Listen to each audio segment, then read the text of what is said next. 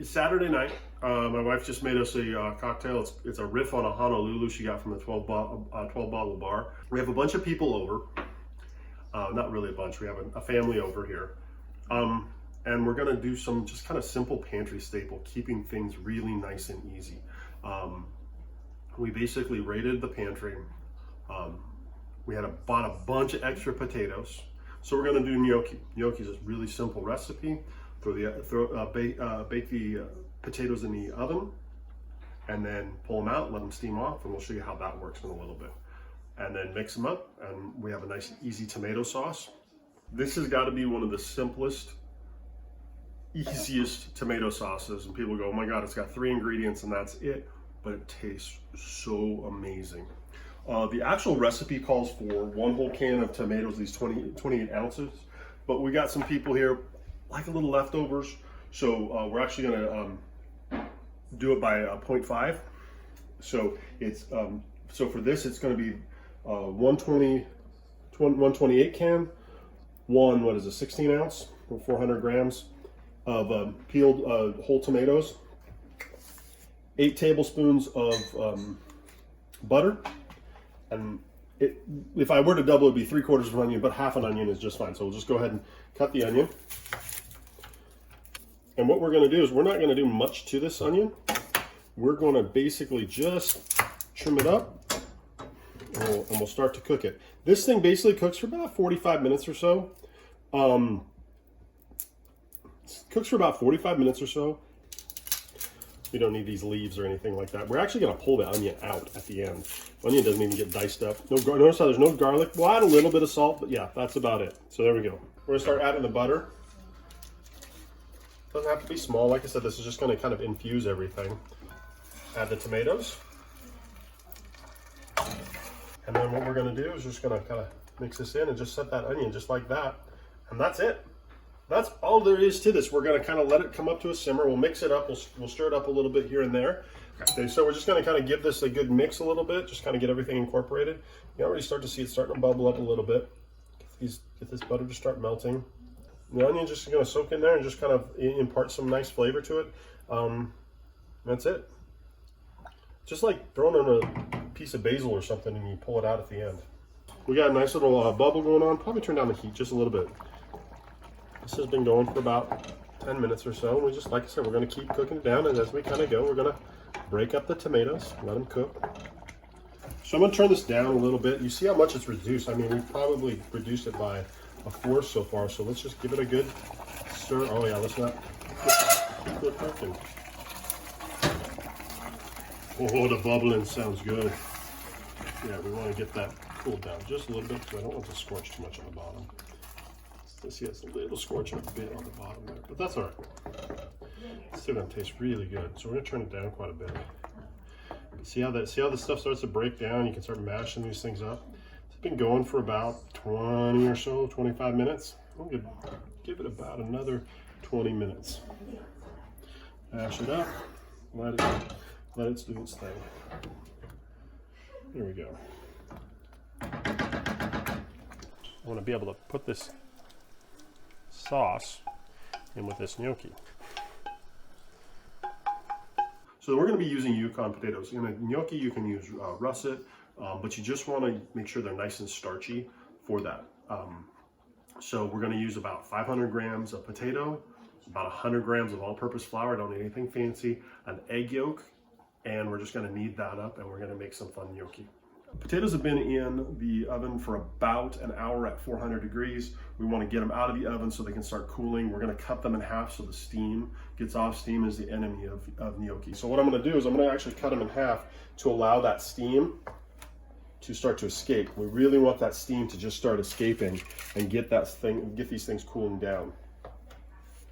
Now that we've cut the potatoes in half, they're cool to handle. What we're going to do is we're actually going to send them through not a ricer, but we're going to do a food mill. If you have a food mill, use a food mill. If you have a ricer, use a ricer. If you have a potato grater, use a potato grater. Or a cheese grater, use a cheese grater. If you have a masher, use a masher. What do you got? It doesn't matter. We just want to get them really nice and fine and almost creamy. So we're going to transfer these to the food mill. And I've got my handy dandy scale right here, so let me get some accurate numbers. We're just gonna turn this and start until we get to 500.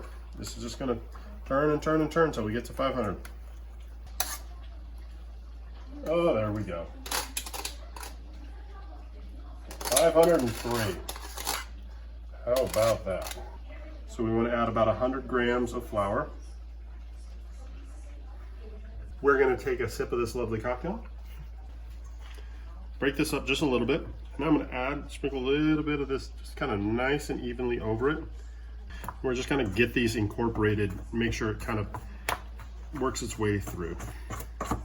The one thing I love about these Yukon potatoes versus russet, I've used russet on this recipe a couple times. What I love about the Yukon is they add this golden hue that makes them look so pretty. You know, again, we eat with our eyes. So now we kind of got it all, as we see, it's kind of, everything is coming together. I'm gonna throw a little bit of flour down because we're gonna need it. Now, we're not gonna need it too much. The more you need it, the more oomphy it gets. The more chewy it gets, more doughy it gets, and you don't necessarily want, you may not want that. Some people like a bit of more of a chewy gnocchi. I like a tender gnocchi. So we're just gonna need it till it kind of comes together because we don't want to develop too much of that gluten with the flour and the moisture. But we don't want to, we also want it to make sure it's all combined. Oh, this feels just really nice. Not too wet, not too sticky. We're gonna just do this for about 90 seconds. So we're gonna divide this into 4 equal pieces. We're gonna roll these out into logs. I'm gonna put a little extra flour down because these are still a little wet, but that's all right.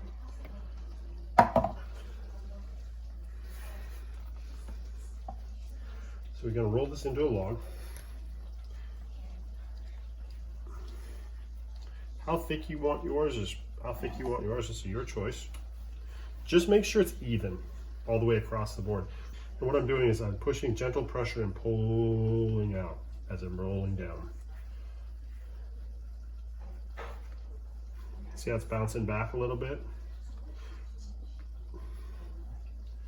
Almost there. Almost there. Nice long rope of potato. Now, this is where you get to have your fun. Let's start here, about that, roughly about like that. Just kind of eyeballing what I think is going to be about equal. There's 2 schools of thought for this. You've got one, you could have these little pillows. There's this shape here, where you can do the drop it down, put a little dent in it, catch the flavor. Or you can do the classic gnocchi thing where this is where you do the dent, but you also do the ridges. Now I have a gnocchi paddle. So I'm just gonna have a little flour on the board. And I'll show you how to do it with a fork. What I'm gonna do, I'm gonna push in and roll. So what that does, it creates these ridges, but it also creates that little cavity there. Push down, roll. Now, if you don't have one of these cool things, that's all right. You can just do it with the back of a fork. And it puts those little divots. I personally prefer the paddle. I've got one. My mom brought one back from Italy for me, so life is good. So this is the way we're gonna do them. We're gonna take our gnocchi, and we're gonna start putting it in. Gnocchi is done when it floats.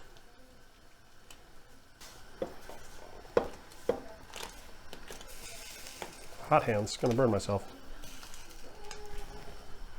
The other thing is, what I'm going to do is I'm going to take these and I'm going to go straight from the pan to the sauce. So I'm not going to drain them. I'm going to pull them out of the spider. I'm going to pull them out of the water with this, and you'll see, all of this starch here in the salty water is going to help thicken up the sauce and actually add the sauce with a little body. They're really super soft, so they're great. I'll start pulling these things out because I don't want them to get overdone. And like I said, they're going to the sauce. So what I'm going to do is I'm going to gently sauce these things. Let them kind of continue to cook in the sauce a bit. Oh, these are going to be so good. So here we go. We've got this. Look at that. Look at that. Oh, it's just steamy bowl of goodness.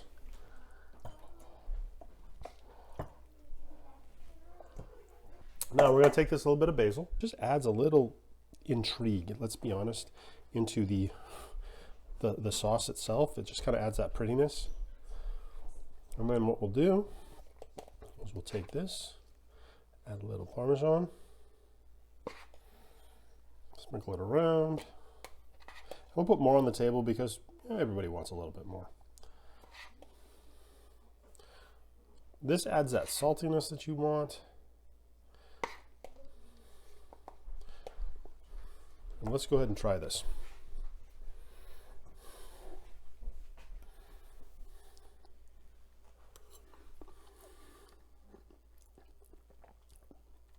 Oh, that's good.